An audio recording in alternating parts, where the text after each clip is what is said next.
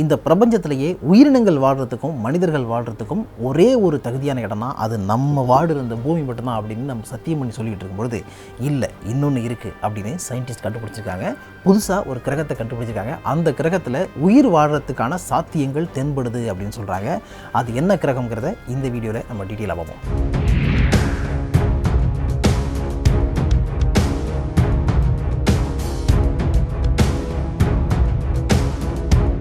Welcome to find facts with Veera. நமக்கு நாளுக்கு நாள் ஆச்சரியப்படுத்திக்கிட்டு இருக்கக்கூடிய ஒரு முக்கியமான விஷயம் என்ன அப்படின்னு பார்த்தீங்கன்னா இந்த பூமி தான், இந்த விண்வெளி தான், இந்த விண்வெளி சம்மந்தப்பட்ட ஆராய்ச்சி தான் அப்படிங்கிறத டவுட்டே இல்லாமல் சொல்லலாம். சும்மா போய் நின்றுட்டு நீங்கள் அப்படியே மொட்டை மாடில் நின்று வானத்தை பார்த்தாலே அவ்வளோ ஆச்சரியங்கள் இருந்திருக்கும். ஆக்சுவலாக இது நம்ம ஒரு சொன்னது, இந்த பூமியில் எதை போட்டாலுமே மக்கி போயிடுண்டா, ஆனால் நீ ஒரு விதையை போடு அது முளைச்சி வரும், அது எவ்வளோ பெரிய அதிசயம் அப்படின்னாரு. பார்த்துங்க, அந்த அளவுக்கு இந்த பிரபஞ்சத்தில், இந்த கேலக்சியில், இந்த மண்டலத்தில், சூரிய மண்டலத்தில் எங்கேயுமே இல்லாத ஒரு சிறப்பம்சம்னு பார்த்தீங்கன்னா அது பூமிக்கு மட்டும்தான் இருக்குது. பூமியில் மட்டும்தான் உயிர் ஜனிக்க முடியும்.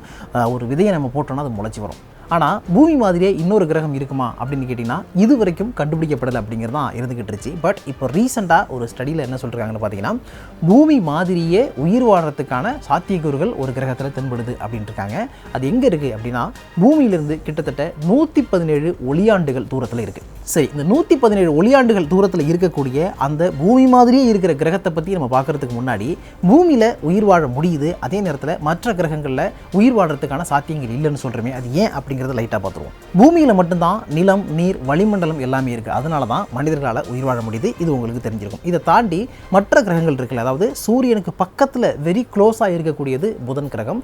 புதன் கிரகத்தில் ஏன் உயிர் வாழ முடியாது அப்படின்னு கேட்டிங்கன்னா புதனுடைய வெப்பநிலை, அதாவது சூரியனை பார்த்துக்கிட்டு இருக்கக்கூடிய புதனுடைய பகுதி இருக்குல்ல, அந்த பகுதியில் கிட்டத்தட்ட 800 ஃபாரன்ஹீட் அளவுக்கு வெப்பநிலை இருக்கும். 800 ஃபாரன்ஹீட் அளவுக்கு வெப்பநிலை இருந்துச்சுன்னா இங்கே என்ன ஆவீங்க அப்படின்னு யோசிச்சு பாருங்க. பட் அதே நேரத்தில் இந்த பக்கம் திரும்பி வந்தீங்கன்னு வச்சிங்களேன், சூரியனுக்கு அப்போசிட் சைடு வந்தீங்கன்னா புதன் கிரகத்தினுடைய வெப்பநிலை அப்படிங்கிறது கிட்டத்தட்ட -292 ஃபாரன்ஹீட் அளவுக்கு கம்மியாக இருக்கும். அதாவது ஒரு பக்கம் வந்து ஹெவியான ஹீட்டு, இன்னொரு பக்கம் வந்தீங்கன்னா செம்ம கூலு. ஓகே, ரெண்டு இடத்துலையுமே வாழவே முடியாது. அப்படிங்கிறதுனால புதன் கிரகத்தை நம்ம ஒதுக்கிட்டோம். ஸோ புதன் கிரகத்தை பொறுத்த வரைக்கும் நீங்கள் வேறு வழி இல்லை, நான் அங்கே தான் போய் வாழ போகிறேன் அப்படின்ட்டு போயிட்டீங்கன்னா உங்களுடைய வாழ்நாள் புதன் கிரகத்தில் வெறும் 2 நிமிஷம் தான். 2 நிமிஷத்தில் நீங்கள் அப்படியே பஸ்மம் ஆகிடுவீங்க, இல்லைனா இந்த பக்கம் உறைஞ்சி போயிடுவீங்க. 2 தான் நடக்கும்.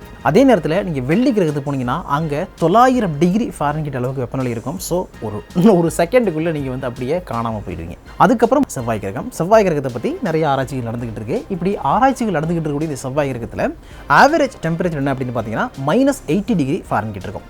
-80 டிகிரி ஃபாரன்ஹீட் டெம்பரேச்சர் செவ்வாய் கிரகத்தில் இருந்தாலும் காற்று வந்து மெலிதாக இருக்கும். அப்படிங்கிறதுனால அங்கே வந்து நம்ம அந்தளவுக்கு குளிர உணர முடியாது, கொஞ்சம் கம்மியாக தான் ஃபீல் பண்ணுவோம். அதனால தான் செவ்வாய் கிரகத்தில் மனிதர்கள் வாழ்கிறதுக்கான சாத்தியக்கூறுகள் இருக்குது அப்படின்னு ஆராய்ச்சியெல்லாம் பண்ணிக்கிட்டு இருக்கிறாங்க.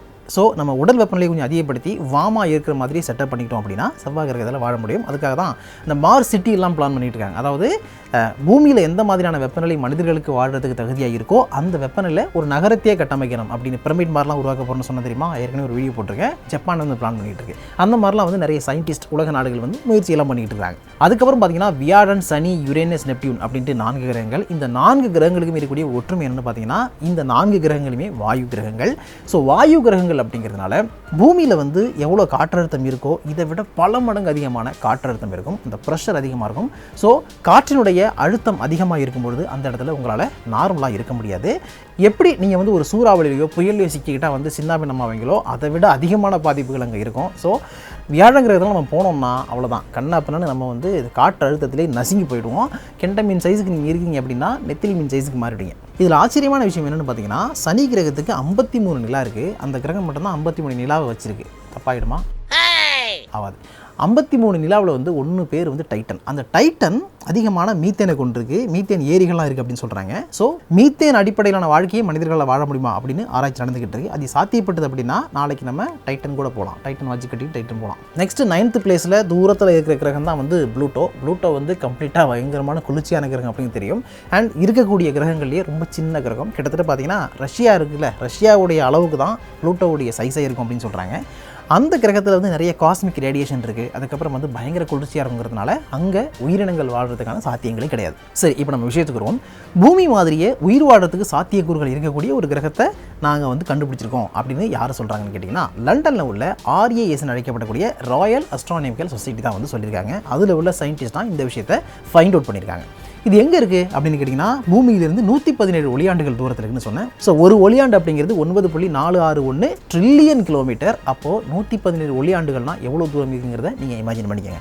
சரி, பூமியிலிருந்து 117 ஒளியாண்டுகள் தாண்டி என்ன இருக்குது அப்படின்னு கேட்டிங்கன்னா ஒரு ஒயிட் டார்ஃப் இருக்குது அப்படின்னு சொல்கிறாங்க. ஒயிட் டார்ஃப் அப்படின்னா என்னென்னா குறுமீன் அப்படின்னு சொல்லலாம். ஆக்சுவலாக இந்த அண்டத்தில் நிறைய நட்சத்திர மண்டலங்களும் நிறைய சூரிய குடும்பங்களும் இருக்குது. அதில் சின்ன சைஸில் இருக்கக்கூடிய நட்சத்திரங்களை தான் நம்ம சூரியன் அப்படின்னு சொல்லுவோம். அதே வந்து பெரிய சைஸ் படா சைஸ் பையா அப்படின்ற மாதிரி இருந்துச்சுன்னா அதை வந்து நட்சத்திரங்கள் ஸ்டார்ஸ் தான் சொல்லுவோம். அப்படி பல நட்சத்திரங்களை வந்து நம்ம அடிக்கடி கண்ணில் பார்த்துக்கிட்டு இருக்கோம். நைட்லாம் பார்த்து நிறைய நட்சத்திரம் தெரியுதுல்ல, அது எல்லாமே சூரியனோட பல மடங்கு பெரிய நட்சத்திரங்கள் அதில் நிறைய இருக்குது. பொதுவாகவே இந்த நட்சத்திரங்கள் எப்படி எரியுதுன்னா அது மேலே வந்து ஹைட்ரஜன் இருக்கும், ஹீலியம் இருக்கும். இந்த வாயுக்களால் அது எரிஞ்சிக்கிட்டு இருக்கும், போன் ஆகிட்டே இருக்கும். ஒரு கட்டத்தில் இந்த நட்சத்திரத்தில் உள்ள ஹைட்ரஜன் ஹீலியம் எல்லாம் கம்மியாகிட்டே வருது.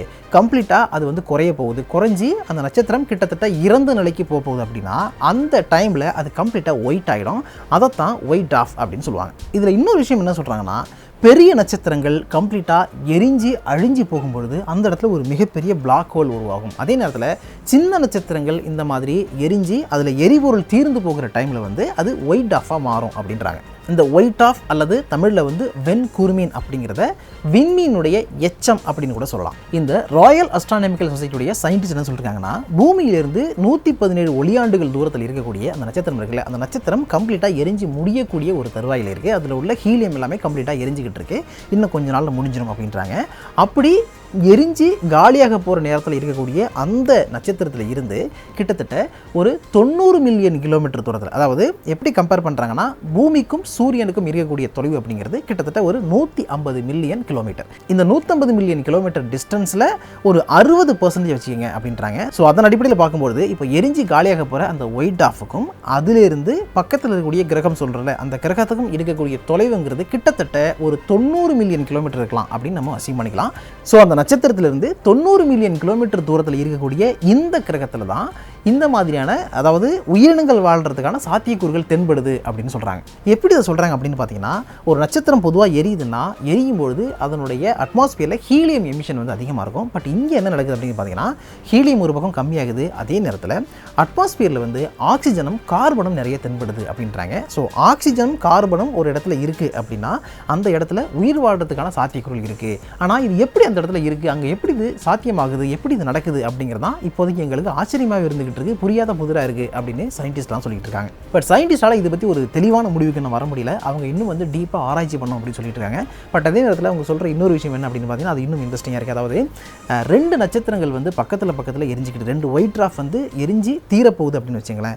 அந்த டைமில் ரெண்டுமே வந்து ரைட் சைடு, அதாவது இந்த ஒயிட் டார்ஃபுடைய ரைட் சைடும் அந்த ஒயிட் டார்ஃபுடைய ரைட் சைடும் வந்து பக்கத்தில் இருந்துச்சு அப்படின்னு பார்த்தீங்கன்னா அது வந்து ஒன்றுக்கு ஒன்று எடுத்து புதுசாக ஒரு ஸ்டாரை கூட ஃபார்ம் பண்ணும் அப்படிங்கிற ஒரு விஷயத்தையும் சொல்கிறாங்க. அதே மாதிரி இன்னொரு விஷயம் சயின்டிஸ்ட் சொல்கிறது என்னென்னு பார்த்தீங்கன்னா, அந்த ஒயிட் டார்ஃபை சுற்றி இருக்கக்கூடிய மற்ற ஆப்ஜெக்ட்ஸ் எல்லாமே நகராமல் ஒரே இடத்துல இருக்குது. அப்படி நகராமல் ஒரே இடத்துல இருக்கிறதுக்கு அதனுடைய ஈர்ப்பு விசை தான் காரணமாக இருக்கும். ஸோ அங்கே ஈர்ப்பு விசை இருக்குது அப்படிங்கிறத இதனால் நம்ம புரிஞ்சிக்க முடியுது அப்படிங்கிறாங்க. பொதுவாக ஒரு கிரகத்தில் உயிர் வாழணும் அப்படின்னு பார்த்தீங்கன்னா, ஒன்று அதிக ஹாட்டாக இருக்கக்கூடாது, அதிக வெப்பமாக இருக்கக்கூடாது, நேரத்தில் அதிக குளிர்ச்சியாகவும் இருக்கக்கூடாது அப்படின்னு தெரிஞ்ச விஷயம். அதையும் தாண்டி என்னென்னு பார்த்தீங்கன்னா, திரவ நிலையில் நீர் இருக்கணுங்கிற முக்கியம். ஸோ இது மூணும் அமையக்கூடிய ஒரு இடத்தை வந்து கோல்டிலாக்ஸ் ஜோன் அப்படின்னு சொல்லுவாங்க. ஸோ இதை பார்க்கும்பொழுது கிட்டத்தட்ட கோல்டிலாக்ஸ் ஜோன் மாதிரி தெரியுது அப்படின்னு இப்போதைக்கு வந்து சயின்டிஸ்ட்லாம் சொல்கிறாங்க. ஆனால் இதை வச்சு நம்ம முடிவுக்கு வர முடியாது. இன்னும் தீவிரமான ஆராய்ச்சிகள் பண்ணணும். இதே மாதிரி எங்கெங்கெல்லாம் வந்து ஒயிட் டார்ஃப் இருக்கோ அது எல்லாத்தையுமே நம்ம தீவிரமான ஆராய்ச்சிகளுக்கு உட்படுத்தணும் அப்படின்னு சொல்லிக்கிட்டு இருக்காங்க. ஸோ இப்படிப்பட்ட ஆராய்ச்சிகள்லாம் முடிஞ்ச பிறகு தான் நமக்கு ஒரு தெளிவான ஆன்சர் கிடைக்கும் அப்படிங்கிறது தான் இப்போதைக்கு இருக்கக்கூடிய தகவல். அதனால பூமி மட்டும்தான் இப்போதைக்கு சேஃப், சரியா? வேறு எங்கேயாவது ஓடி போகலாம், கிடச்சிச்சா அப்படிலாம் மாதிரி ட்ரை பண்ணாதீங்க. அண்ட் இன்னொரு முக்கியமான விஷயம் என்ன பார்த்தீங்கன்னா, நேஷனல் ஜியோகிராஃபிக் வந்து ஒரு டாக்குமெண்ட்ரி பண்ணியிருந்தாங்க கொஞ்ச நாளைக்கு முன்னாடி. அந்த டாக்குமெண்ட்ரி சொல்ல விஷயம் வந்து பயங்கர ஷாக்கிங்காக இருந்துச்சு. அதாவது இந்த உலகத்தில் நம்ம பூமியில் வந்து தோன்றின உயிரினங்களில் கிட்டத்தட்ட 99.9% உயிரினங்கள் வந்து ஆல்ரெடி அழிஞ்சிருச்சான், ஓகேவா? மீதி இருக்கிறது 1% உயிரினம். அதே நேரத்தில் புதுசாக சில உயிரினங்கள் வந்து உருவாகிட்டு இருக்கு அப்படின்னு சொல்கிறாங்க. அப்படி சொல்லும்பொழுது இந்த நிலைமை மனிதனுக்கும் கூடிய சீக்கிரம் வரும். அதாவது எப்படி வந்து ஏற்கனவே இருந்த உயிரினங்கள், இப்போ டைனோசர் அழிஞ்சு போச்சுலாம் சொல்கிறோம்ல, அந்த மாதிரி ஏற்கனவே இருந்த உயிரினங்கள் அழிஞ்சு போச்சு, பூமியில் புதிய உயிரினங்கள் வந்து உற்பத்தி ஆகியிருக்குதோ, மனிதர்கள் வந்து புதுசாக சில விஷயங்களை பண்ணிகிட்டு இருக்காங்களோ, அதே மாதிரி ஒட்டுமொத்தமாக இதெல்லாம் வாஷ் அவுட் பண்ணிவிட்டு மனிதர்கள் இல்லாத ஒரு பூமி வந்து புதுசாகவும் உயிரினங்கள் உருவாகிறதுக்கான வாய்ப்புகள் இருக்குது. அந்த நிகழ்வும் கூடிய சீக்கிரம் நடக்கிறதுக்கான வாய்ப்புகள் இருக்குது அப்படின்னு சொல்கிறாங்க. அதை கேட்கும்போது கொஞ்சம் ஷாக்கிங்காக தான் இருந்துச்சு. அவ்வளோ நாளாக நம்ம இருக்க மாட்டோம், சீக்கிரமாக கிளம்பிடுறோம். அது வரைக்கும் இருக்கிறத பத்திரமா பார்த்துக்கிட்டு அடிச்சிக்காமல் சண்டை போட்டுக்காமல் பேர பசங்களா அப்படின்ற மாதிரி இருக்கிறது நல்லதுன்னு நினைக்கிறேன். ஓகேவா? அதனால் முடிஞ்ச அளவுக்கு ஹாப்பியாக இருங்க, சந்தோஷமாக இருங்க. அண்ட் இந்த வீடியோ உங்களுக்கு பிடிச்சிக்குன்னு நினைக்கிறேன். பிடிச்சிருந்தா நிறைய பேருக்கு ஷேர் பண்ணுங்கள். அதே மாதிரி சப்ஸ்கிரைப் பண்ணியும் ப்ரீமியம் சப்ஸ்கிரைபர் எல்லாருக்கும் கோடான கூடிய நன்றிகள். அண்ட் காவேரி நியூஸ் சேனலை சப்ஸ்கிரைப் பண்ண வரீங்கன்னா பண்ணிட்டு பிள்ளைங்க ப்ரெஸ் பண்ணுங்கள். Thank you so much.